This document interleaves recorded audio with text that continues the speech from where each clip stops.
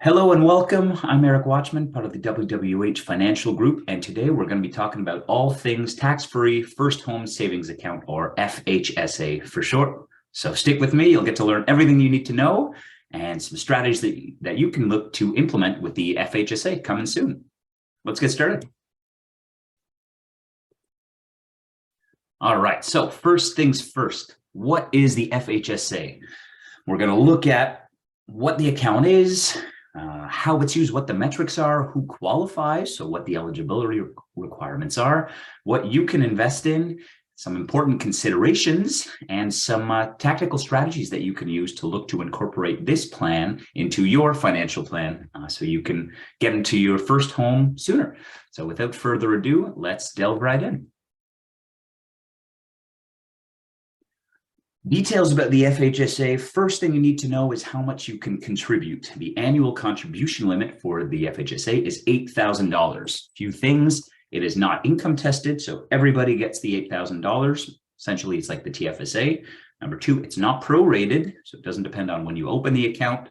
You open the account December 30th, it's still put in your $8,000 for the year.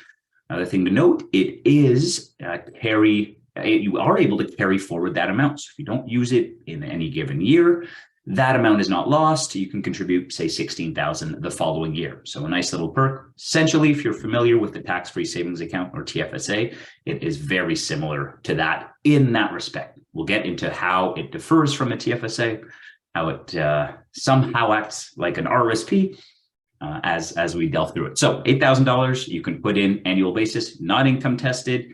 Depends on when you can open up the account. Two, the maximum you can put in over time is $40,000. Few things to point out here. These are contributions only. This does not include growth. If you put $8,000 in, it grows to $40,000 next year, make a great investment. You can still put in another $8,000 next year. So very important point there. It's not the total amount that is in the account. It is actually based purely on the contributions. In the inverse, if you make a terrible investment and your $8,000 goes down, well, you have to put that back in. If you like, you can't use that room again. You don't get that back. So be mindful of that. Two-way street, but financial planners can help you with that. Okay, so very important. 40,000 is the max number of contributions that you can put in. And again, you can only do $8,000 a year. So 8,000, 8,000, 8,000, so on and so forth, up till you get to that $40,000 max. Few things to point out here. So the benefit of this is that you can make a withdrawal from the FHSA and it is not taxable. So it's similar to the RSP homebuyers plan, which allows you to take out $35,000 in a given year to allocate towards the first-time home purchase. Difference being that with the first-time homebuyers plan from the RSP, you do have to pay that back. You have to start that payback schedule 2 years after the date of your withdrawal.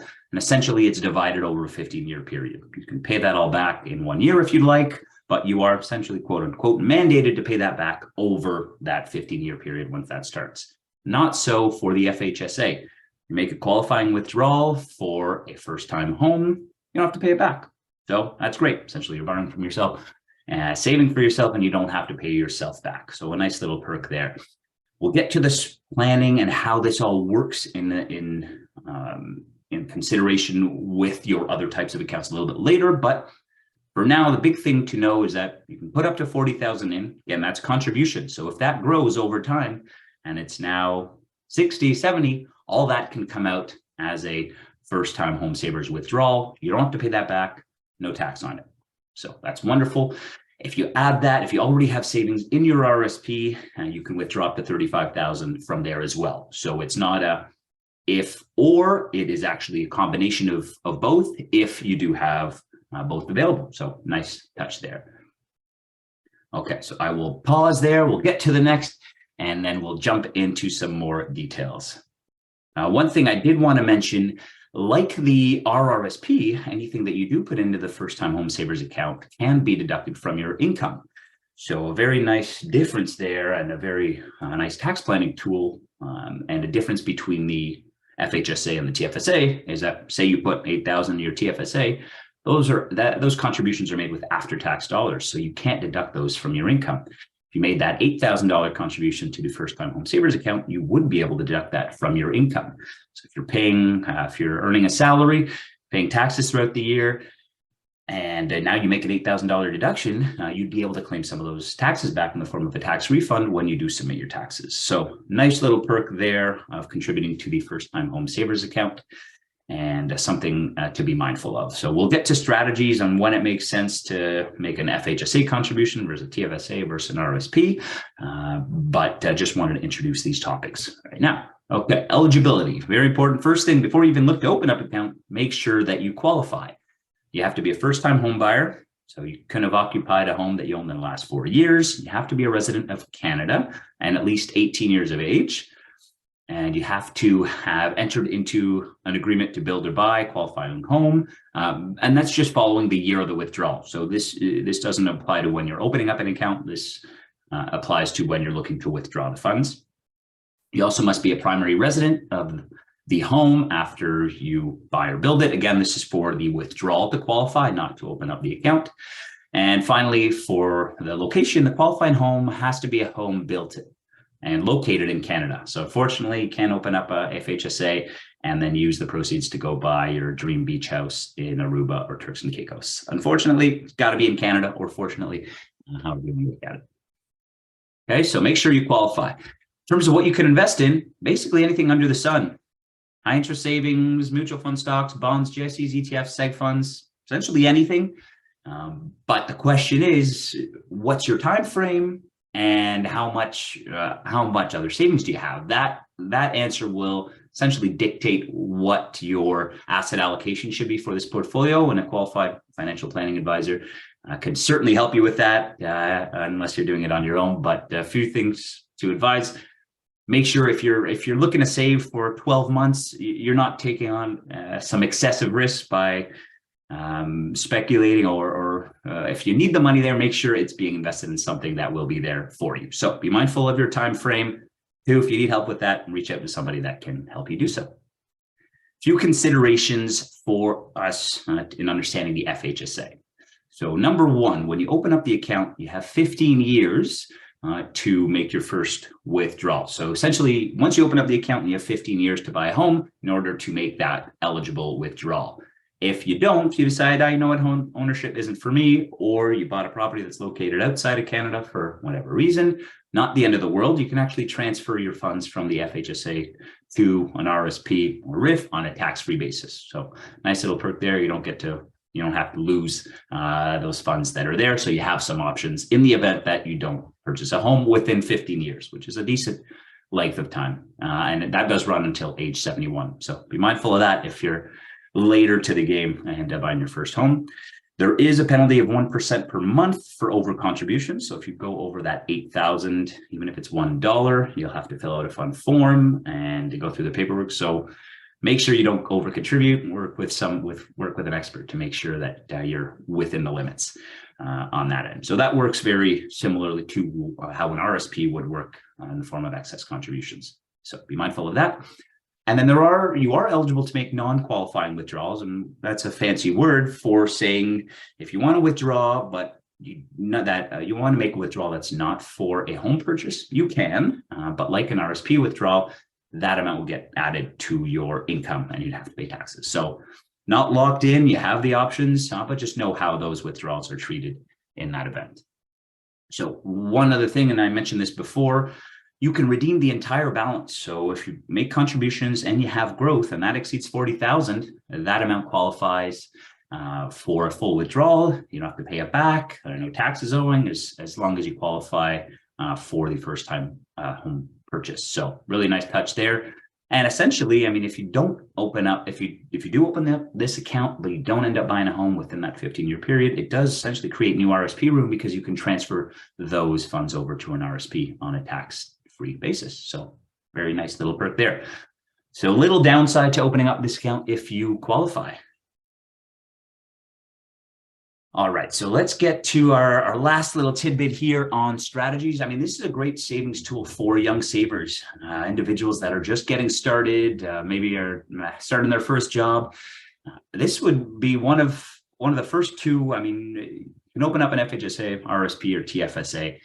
FHSA, if you want to buy a home This would be a great tool to start looking at and start contributing to. Certainly work with a planner to see if it meets your needs. But I mean, once you have, say, an emergency savings built up, then this would be a great tool to start saving up for your first home. The nice thing is as well, if you have low income and you don't want to use your, say you put $8,000 to this account, you don't want to use your deduction yet, you can carry that forward. So you can contribute to the FHSA, start benefiting from the growth that is going to accrue in that account. And then you can save that deduction for when you do start earning a higher income. If you're still a student and you expect to be earning higher income in the next few years, that is a nice strategy that's available. The second point I wanted to share is that it's a really great wealth transfer tool for parents who have either young students or family members that may need assistance in getting into the home market. So one way is there could be a matching program that is set where the parents contribute, say, $4,000 to the FHSA and the individual contributes $4,000. And you can get the individual started with their home savings and benefit from that growth that can accrue in the account. So it really does pay to start early with this, because that growth stays inside, is not taxed, and you can withdraw that out at a later time. So as long as you're 18, you're a Canadian resident, definitely look at this.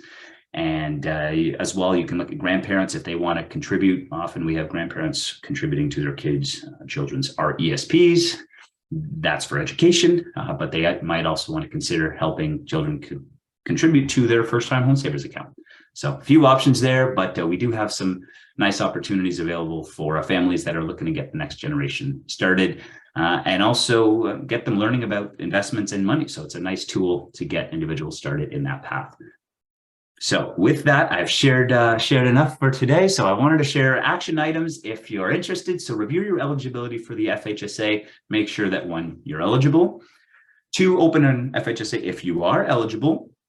One caveat being, so this was approved in the budget that recently came out.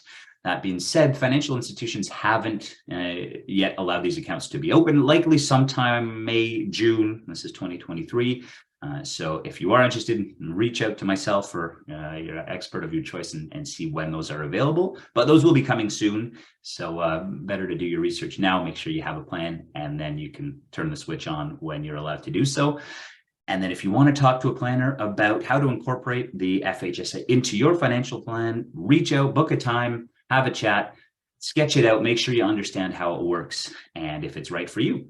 So those would be your action items if you're interested in going down this path. So lucky for you, if you want to have a chat, I know a great financial advisor. His face is on the screen. It's here as well. So feel free to reach out. I'd be more than happy to chat and just share thoughts and ideas if this is something you're interested in, and we can talk about strategies and look at all the nitty-gritty. So reach out, number, phone, email, calendar, it's all there.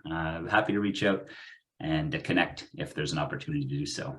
I'm part of the WH Financial Group. We have 3 advisors and a great supporting team, and we'd be more than happy to help assist. We assist clients of all nature in the financial market space, and we're focused on financial planning at our core. And with that, I just want to thank everybody for taking the time today. I hope this was insightful, and I hope you had enough information there to help you understand what the FHSA is, if you can open one, should you open one, and what your next steps are if you'd like to do so. So with that, I will thank everybody, and all the best in saving for your first home. Thank you.